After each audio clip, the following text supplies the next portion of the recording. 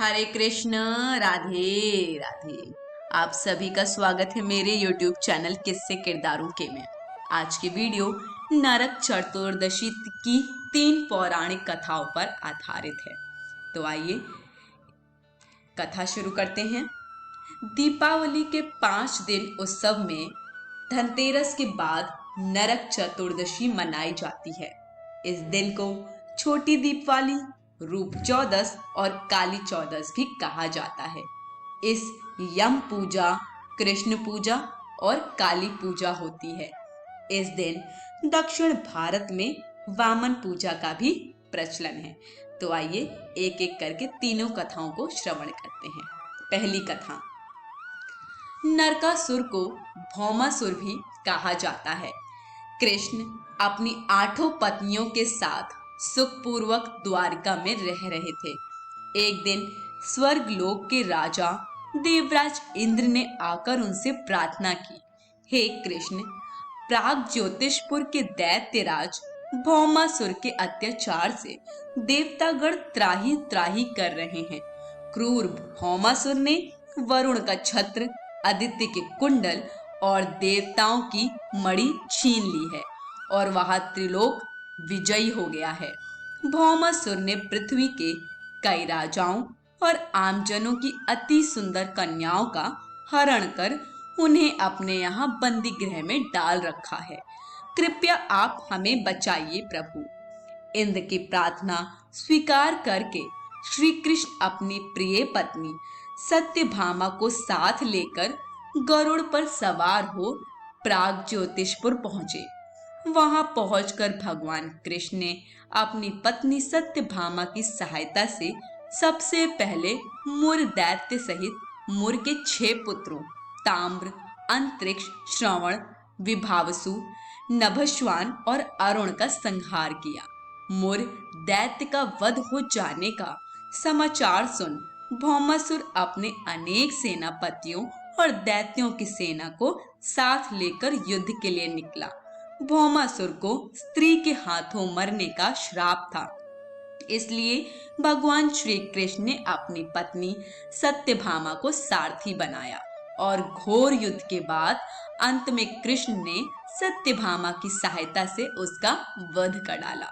इस प्रकार भौमासुर को मारकर श्री कृष्ण ने उसके पुत्र भगदत्त को अभय दान देकर उसे प्राग ज्योतिष का राजा बनाया। भगदत्त कौरवों की ओर से महाभारत युद्ध में लड़ता है। जिस दिन श्री कृष्ण ने भौमासुर का वध किया था उस दिन कार्तिक माह की चतुर्दशी थी, इसलिए उसे नरक चतुर्दशी भी कहा जाता है। इस दिन श्री कृष्ण ने भौमासुर अर्थात नरकासुर का वध किया था और उसकी कैद से लगभग 16,000 महिलाओं को मुक्त कराया था। इसी खुशी के कारण दीप जलाकर उत्सव मनाया जाता है। दूसरी कथा शुरू करते हैं। इस दिन दक्षिण भारत में वामन पूजा का भी प्रचलन है। कहते हैं कि इस दिन राजा बलि महाबली को भगवान विष्णु ने वामन अवतार में हर साल उनके यहाँ पहुँचने का आशीर्वाद दिया था। इसी कारण से वामन पूजा की जाती है। अनुसार राज बलि बोले, हे भगवान, आपने कार्तिक कृष्ण त्रयोदशी से लेकर अमावस की अवधि में मेरी संपूर्ण पृथ्वी नाप ली है, इसलिए जो व्यक्ति मेरे राज्य में चतुर्दशी के दिन यमराज के निमित्त दीपदान करेगा उसे यम यातना नहीं होनी चाहिए, और जो व्यक्ति इन 3 दिनों में दीपावली का पर्व मनाए उनके घर को लक्ष्मी जी कभी न छोड़ें, ऐसे वरदान दीजिए। यह प्रार्थना सुनकर भगवान वामन बोले, राजन, ऐसा ही होगा, तथास्तु। भगवान वामन द्वारा राजा बलि को दिए इस वरदान के बाद से ही नरक चतुर्दशी के दिन यमराज के निमित्त व्रत, पूजन और दीपदान का प्रचलन आरंभ हुआ। आइए तीसरी कथा शुरू करते हैं। तीसरी कथा यह है कि रति देव नामक एक धर्मात्मा राजा थे। उन्होंने अनजाने में भी कोई पाप नहीं किया था। फिर भी जब मृत्यु का समय आया तो यमदूत उन्हें नरक ले जाने के लिए आ धमके।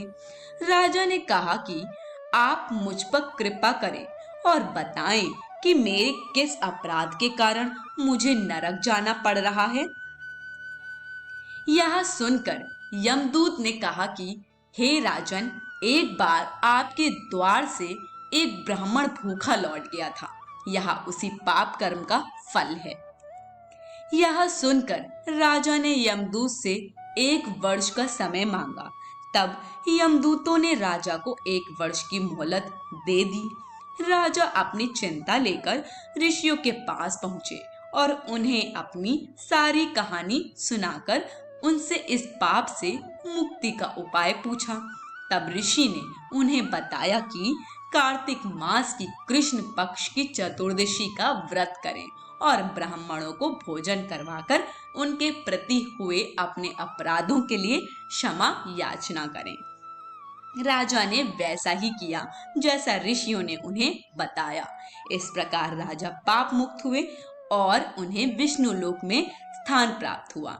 उस दिन से पाप और नरक से मुक्ति हेतु भूलोक में कार्तिक चतुर्दशी के दिन का व्रत प्रचलित है। कथा यहीं समाप्त होती है। आशा करती हूँ आपको ये वीडियो जरूर पसंद आई होगी। प्लीज वीडियो को ज्यादा से ज्यादा लाइक, शेयर, सब्सक्राइब करें और कार्तिक का समय ज्यादा से ज्यादा यूज करें सिर्फ और सिर्फ भक्ति करने के लिए। सभी को हरे कृष्ण, राधे राधे।